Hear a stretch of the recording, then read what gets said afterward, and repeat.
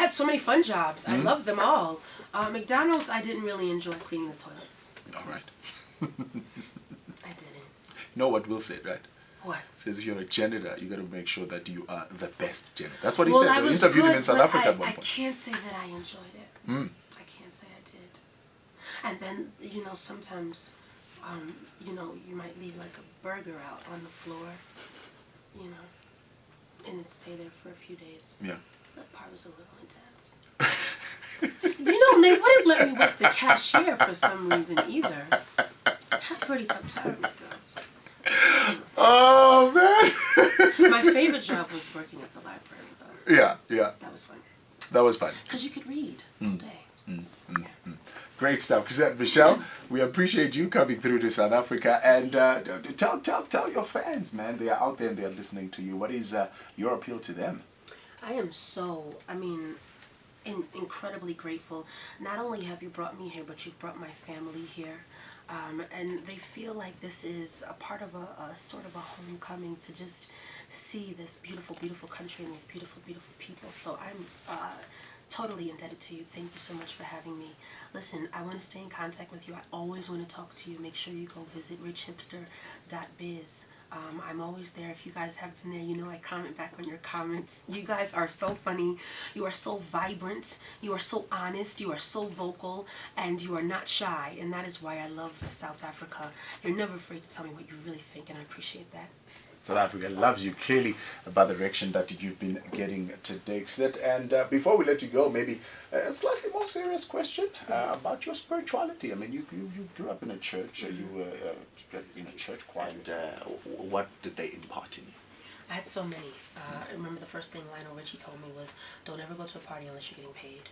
I remember Patti LaBelle telling me a diva never walks in shoes shorter than 6 inches, and she does not walk around the airport, get a wheelchair. I mean, I've gotten so much advice, silly advice, real advice, from everybody from L.A. Reid to Babyface to Mariah Carey. But if I had to call someone my mentor, it would be my mother.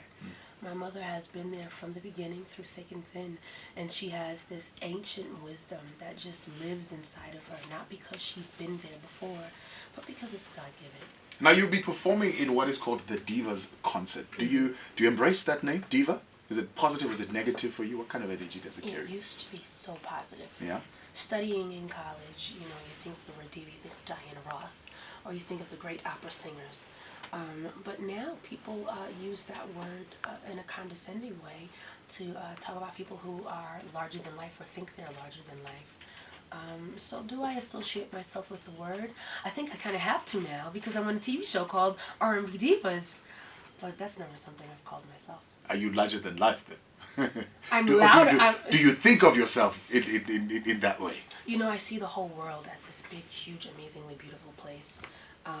And I'm just optimistic about every day. You know, I think people are good before I think they're bad. You know, I'm a little naive, dumb in that way. But I have to meet so many people. If I think everybody's mean, I'd have really bad days. Do you know what I mean? Yeah. Yeah. Zakele says, I see you got ink, and he wants to know what is it all about? Does it symbolize anything? They symbolize so many things. Oh goodness, Audrey Hepburn is one of my favorite humanitarians. I have my alter ego, who is an angel, underneath my arm. I have lovebirds and the words, I'm a hopeful romantic, because I don't want to be hopeless. Feed the hungry, I have written on my right wrist, because that's my real ambition, is to feed the hungry, whether it be through music or through actual food. I'm tatted up. You are indeed. You are indeed. All right, we'll take more questions on Twitter, but we've got Refilo on the line now. Hey, Refilo in Senton.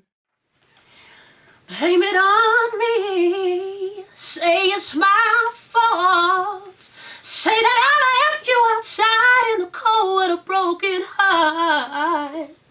I really don't care, I'm not crying no more.